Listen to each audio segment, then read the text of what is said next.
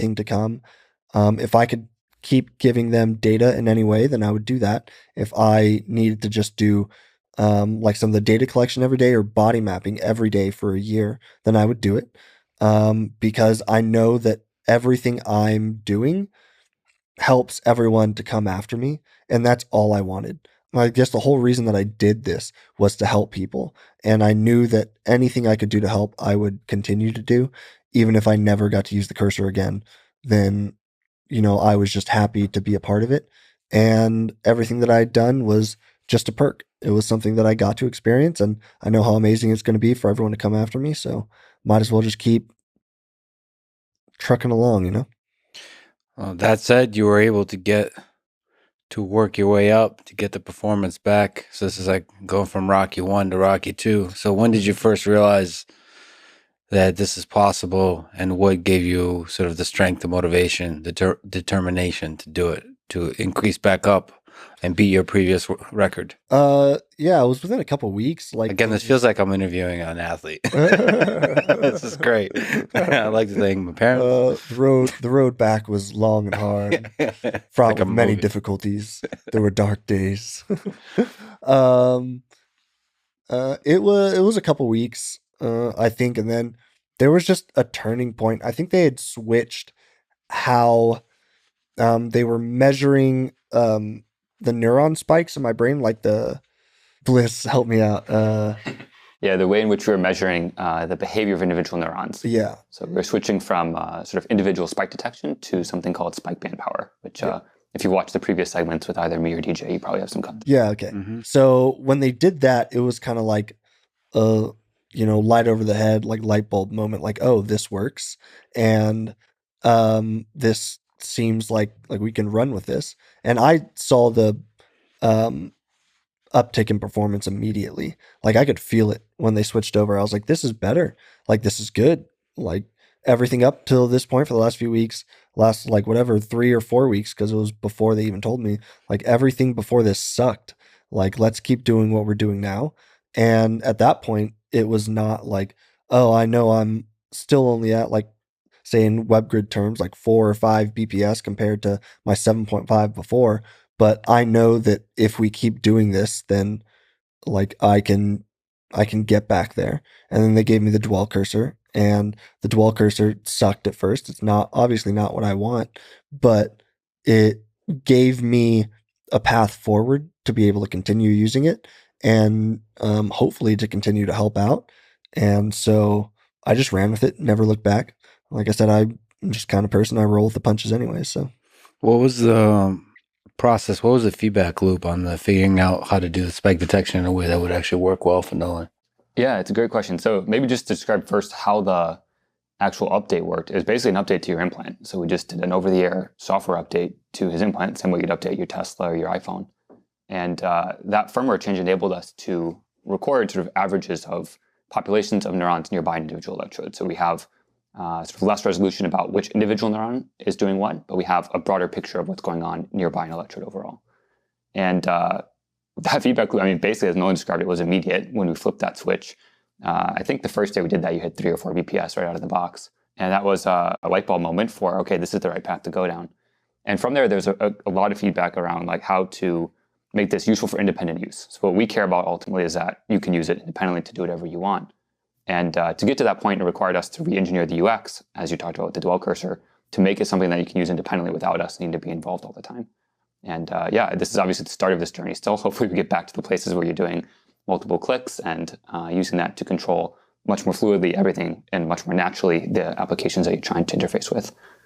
And most importantly, get that WebGrid number up. Yeah. Yes. Yeah.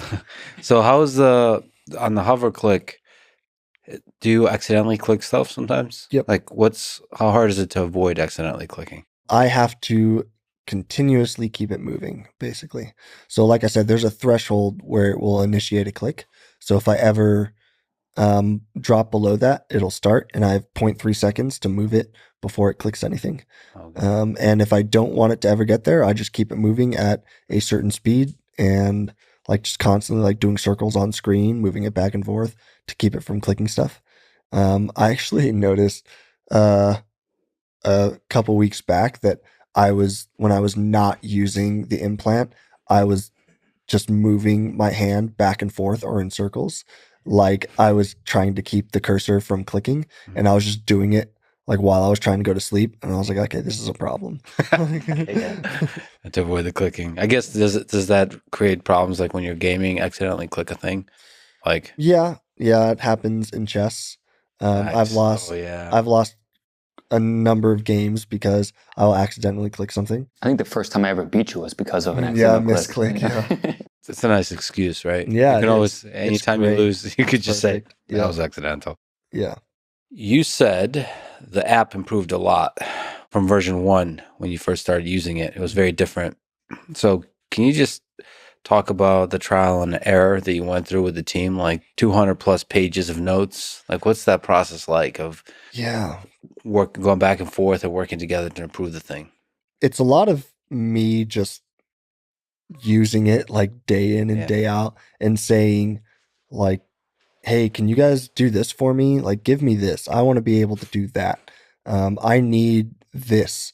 I think a lot of it just doesn't occur to them maybe until someone is actually using the app, using the implant. It's just something that they just never would have thought of, or it's very specific to even like me, maybe what I want. It's something I'm a little worried about with the next people that come is, maybe they will want things much different than how I've set it up or what the advice I've given the team.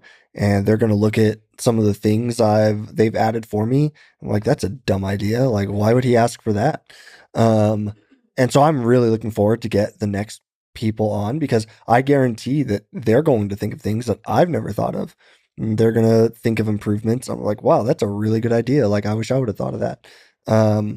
And then they're also going to give me some pushback about like, yeah, what you are asking them to do here, that's a bad idea. Let's do it this way. And I'm more than happy to have that happen.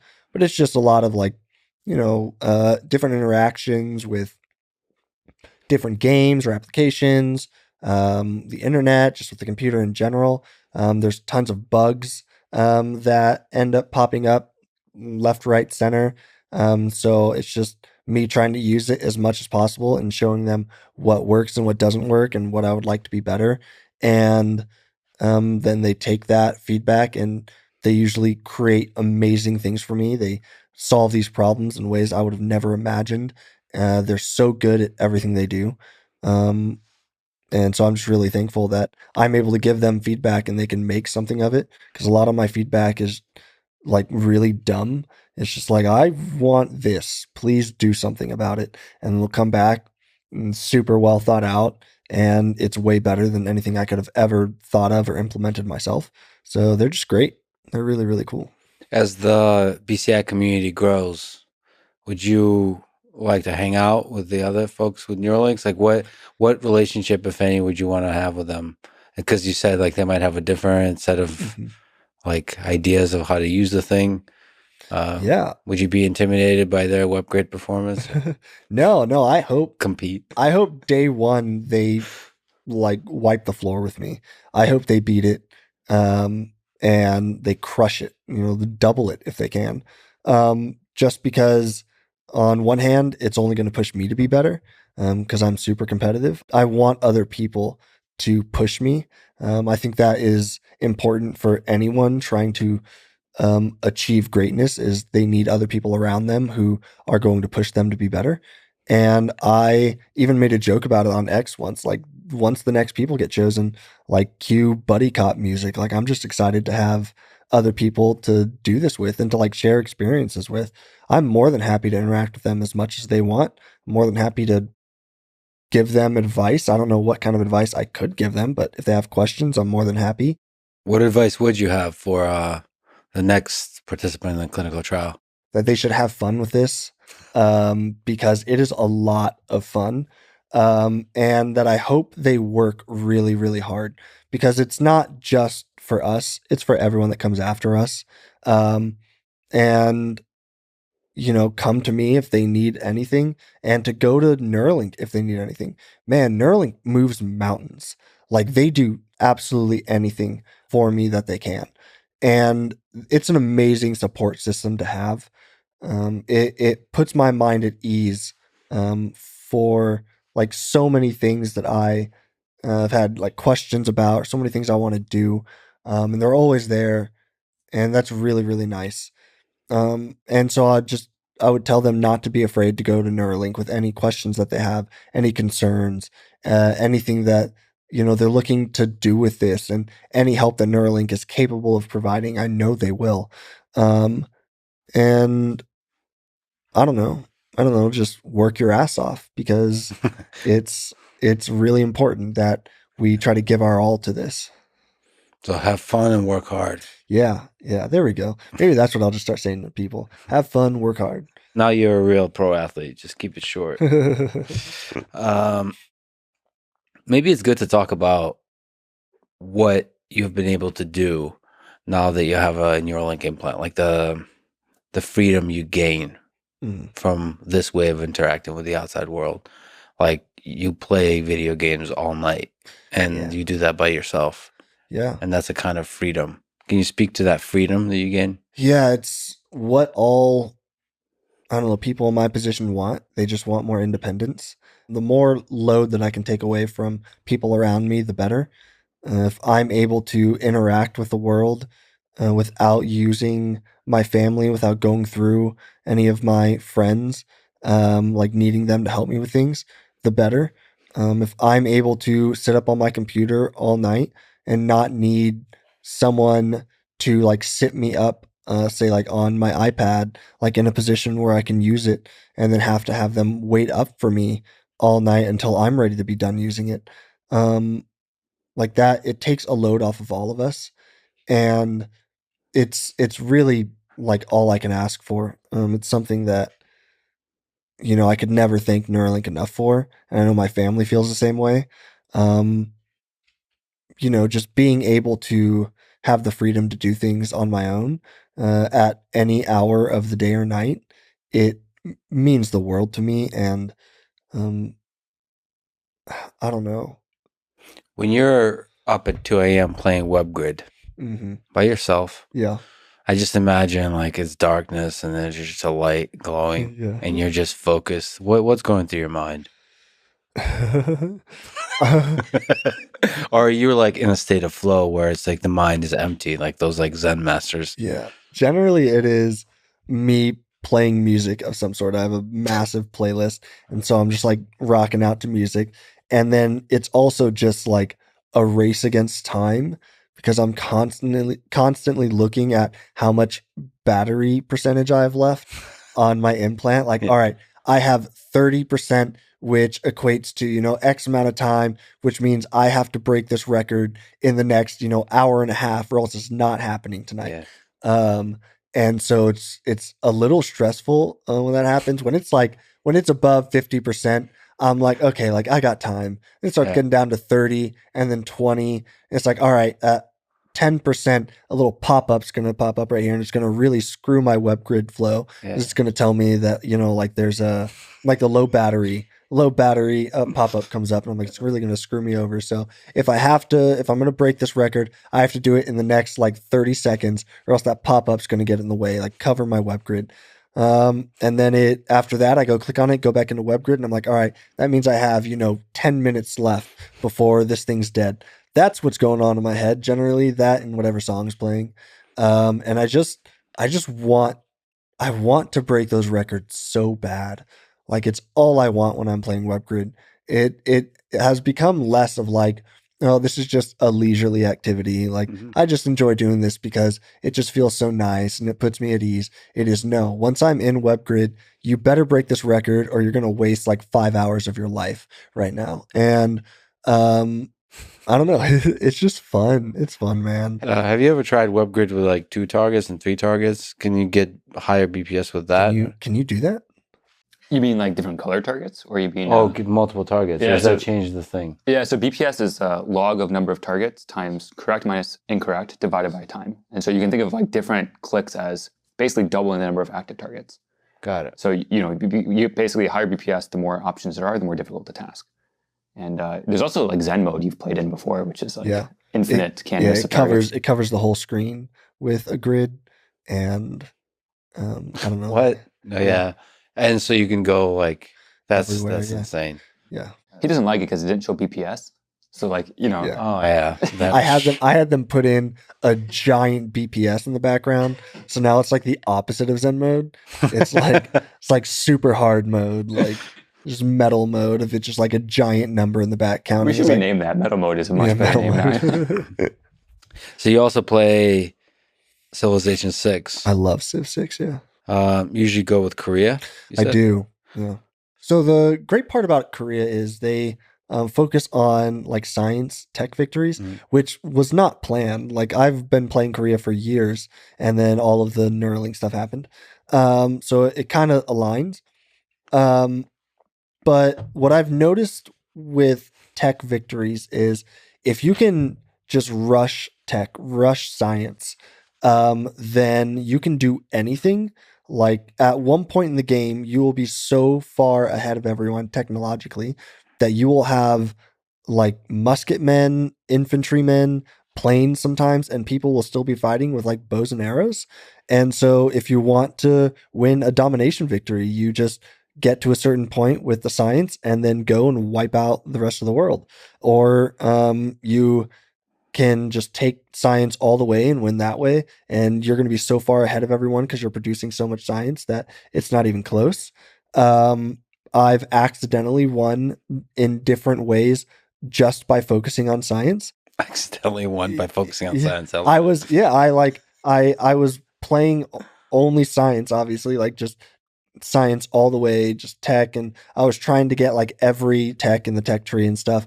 And then I accidentally won through a diplomatic victory. And I was so mad. I was so mad. Because it just like ends the game one turn. It was like, oh, you won. You're so diplomatic. I'm like, I don't want to do this. I should have declared war on more people or something.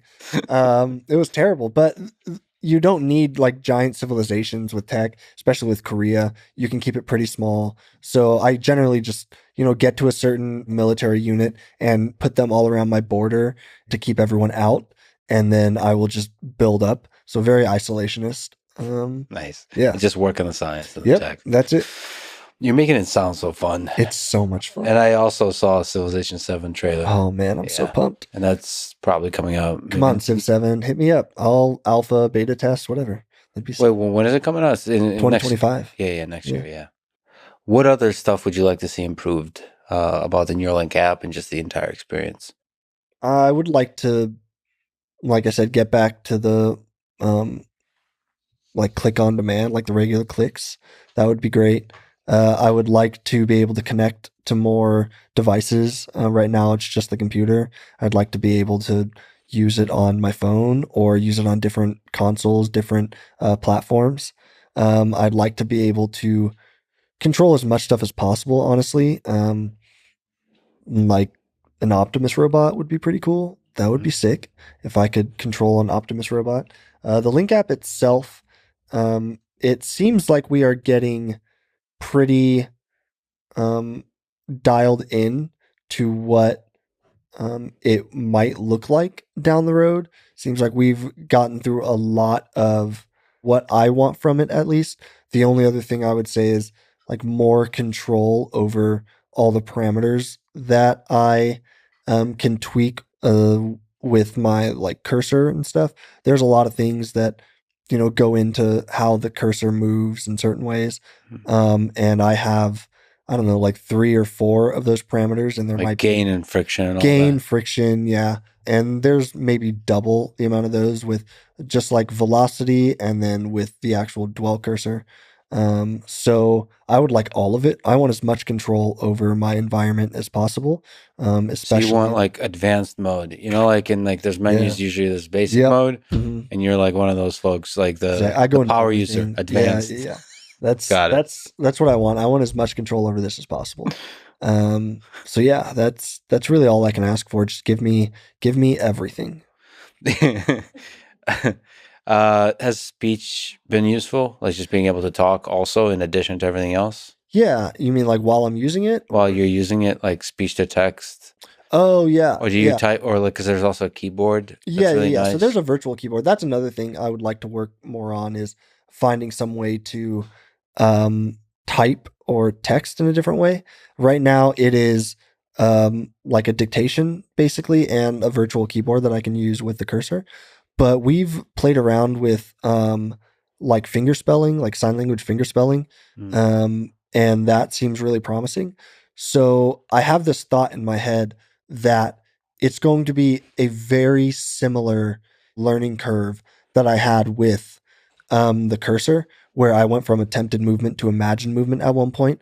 I have a feeling, this is just my intuition, that at some point I'm going to be doing finger spelling and I won't need to actually attempt to finger spell anymore, that I'll just be able to think the like letter that I want and it'll pop up. That would be epic. Yeah. And that's challenging. Yeah, that's hard. That's a lot of work for you to kind of take that leap, but that would be awesome. And then like going from letters to words is another step. Like you would go from, right now it's finger spelling of like just the sign language alphabet. But if it's able to pick that up, then it should be able to pick up like the whole sign language, like language. And so then if I could do something along those lines, or just the sign language spelled word, if I can, spell it at a reasonable speed and it can pick that up, then I would just be able to think that through and it would do the same thing. I don't see why not. After what I saw with the cursor control, I don't see why it wouldn't work, but we'd have to play around with it more. What was the process in terms of like training yourself to go from attempted movement to imagined movement? Yeah. How long did that take? So like how long would this kind of process take? Well, it was a couple weeks before it just like happened upon me. But now that I know that that was possible, I think I could make it happen with other things. I think it would be much, much simpler. Would you get an upgraded implant device? Sure. Absolutely.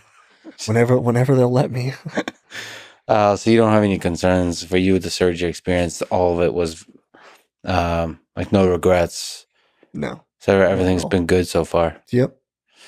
You just keep getting upgrades? Yeah. I mean, why not? I've seen how much it's impacted my life already. Yeah. And I know that everything from here on out is just going to get better and better. So I would love to. I would love to get the upgrade.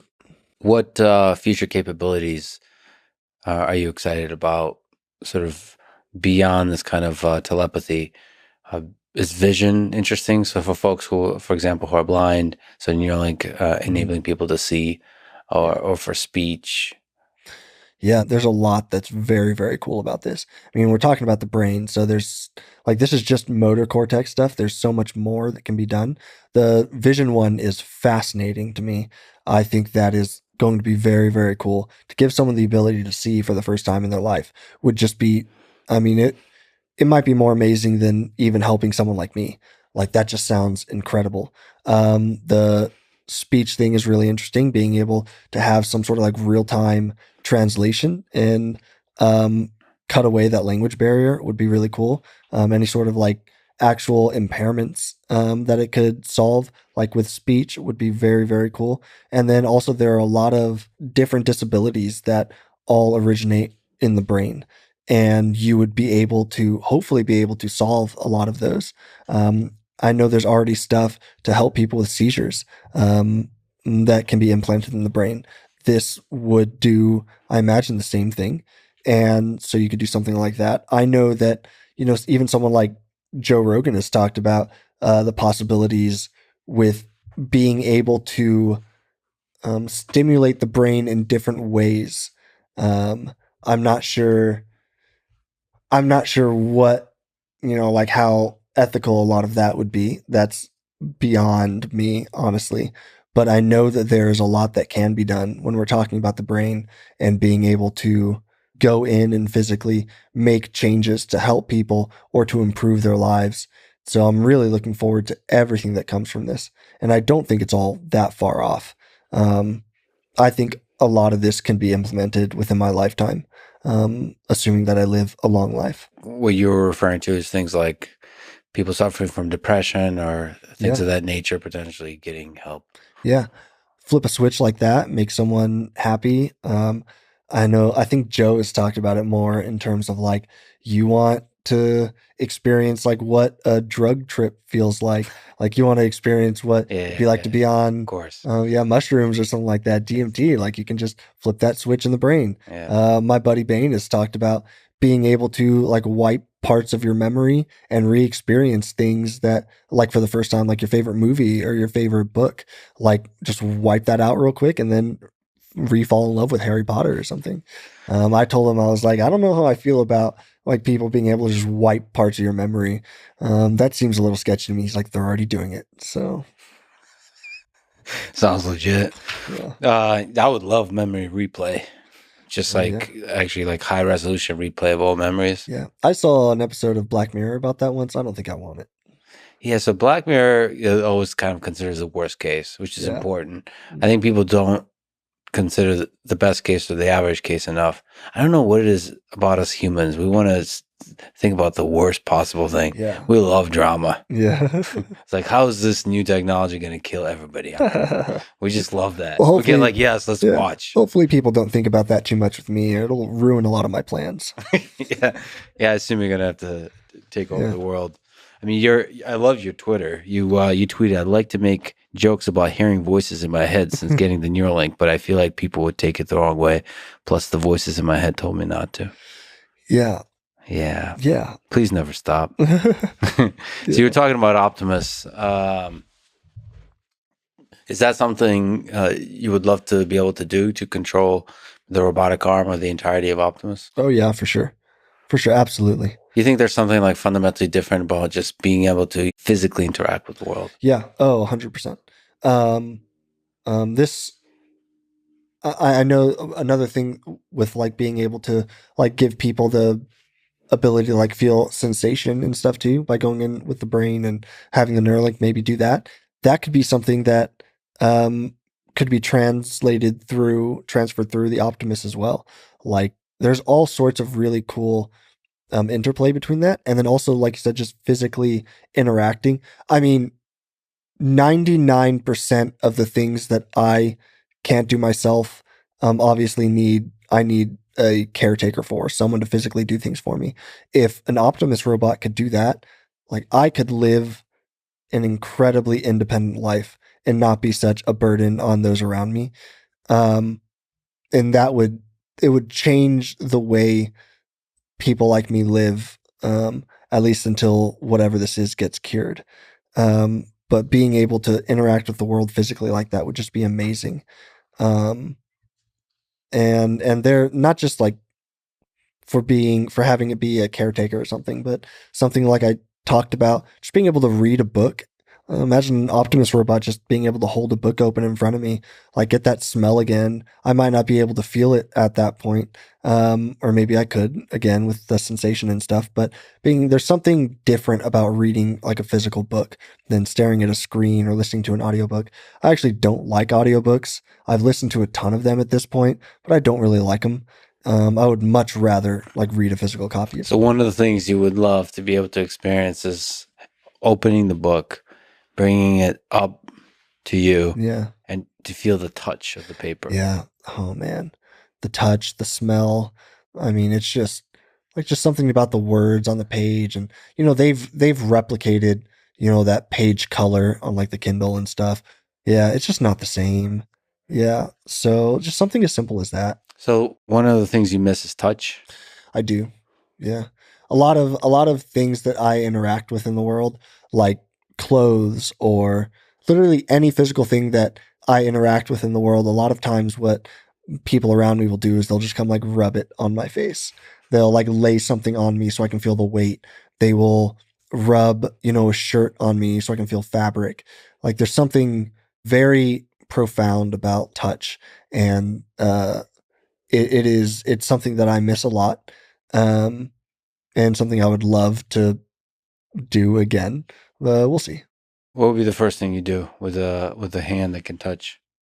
Give your mom a hug after that, right? Yeah, I know. It's one thing that I've asked like God for basically every day since my accident, was just being able to like one day move, even if it was only like my hand, so that way like I could squeeze my mom's hand or something, just to like show her that like how much I care and how much I love her and everything. Something along those lines, being able to just interact with the people around me, handshake, give someone a hug. I don't know, anything like that. Being able to help me eat, like I'd probably get really fat, which would be a terrible, terrible thing. Also beat Bliss in chess on a physical chessboard. Yeah. I mean, there are just so many upsides, and any way to find some way to feel like I'm bringing Bliss down to my level. Yeah. Because Yeah. he's just such an amazing guy, and everything about him is just so above and beyond, that anything I can do to take him down a notch, I'm more than happy. Yeah. Humble him a bit. He needs it. Yeah. Okay. As he's sitting next to me. Did you ever make sense of why God puts good people through such hardship? Oh man. I think it's all about understanding how much we need God. And I don't think that there's any light without the dark. I think that if all of us were happy all the time, there would be, no reason to turn to God ever. I feel like there would be no concept of, good or bad. And I think that as much of like the darkness and the evil that's in the world, it makes us all appreciate the good and the things we have so much more. And I think, like when I had my accident, one of the first things I said to one of my best friends was, and this was within like the first month or two after my accident, I said, everything about this accident has just made me understand and believe that like God is real and that there really is a God, basically, and that like my interactions with him have all been, real and worthwhile. And he said, if anything, seeing me go through this accident, he believes that there isn't a God. And it's a very different reaction. But I believe that it is a way for God to test us, to build our character, to send us through trials and tribulations, to make sure that we understand how precious, he is, and the things that he's given us and the time that he's given us. And then to hopefully grow from all of that. I think that's a huge part of being here, is to not just, have an easy life and do everything that's easy, but to step out of our comfort zones and really challenge ourselves, because I think that's how we grow. What gives you hope about this whole thing we have going on? Human civilization. Oh, man. I think people are my biggest inspiration. Even just being at Neuralink for a few months, looking people in the eyes and hearing their motivations for why they're doing this, it's so inspiring. And I know that they could be other places, at cushier jobs, working somewhere else, doing X, Y, or Z that doesn't really mean that much. But instead they're here and they want to better humanity, and they want to better just the people around them, the people that they've interacted with in their life. They want to make better lives for their own family members who might have disabilities, or they look at someone like me and they say, I can do something about that, so I'm going to. And it's always been what I've connected with most in the world are people. I've always been a people person, and I love learning about people, and I love learning like how people developed and where they came from, and to see like how much people are willing to do for someone like me when they don't have to, and they're going out of their way to make my life better. It gives me a lot of hope for just humanity in general, how much we care and how much we're capable of when we all kind of get together and try to make a difference. And I know there's a lot of bad out there in the world, but there always has been and there always will be. And I think it shows human resiliency, and it shows what we're able to endure, and how much we just want to be there and help each other, and how much satisfaction we get from that. Because I think that's one of the reasons that we're here, is just to help each other. And I don't know, that always gives me hope, is just realizing that there are people out there who still care and who want to help. And thank you for being one such human being and continuing to be a great human being through everything you've been through, and being an inspiration to many people, to myself, for many reasons, including your epic, unbelievably great performance on WebGrid. I will be training all night tonight to try to catch up. You can do it. And I believe in you that you can, once you come back, so sorry to interrupt with the Austin trip, once you come back, eventually beat Bliss. Yeah, for sure. Absolutely. I'm rooting for you. The whole world is rooting for you. Thank you for everything you've done, man. Thanks, man. Thanks for listening to this conversation with Nolan Arbaugh, and before that with Elon Musk, DJ Saw, Matthew McDougall, and Bliss Chapman. To support this podcast, please check out our sponsors in the description. And now, let me leave you with some words from Aldous Huxley in The Doors of Perception. We live together. We act on and react to one another. But always, and in all circumstances, we are by ourselves. The martyrs go hand in hand into the arena. They are crucified alone. Embraced, the lovers desperately try to fuse their insulated ecstasies into a single self-transcendence. In vain. But its very nature, every embodied spirit is doomed to suffer and enjoy its solitude. Sensations, feelings, insights, fancies, all these are private and except through symbols and, at second hand, incommunicable. We can pull information about experiences, but never the experiences themselves. From family to nation, every human group is a society of island universes. Thank you for listening, and hope to see you next time.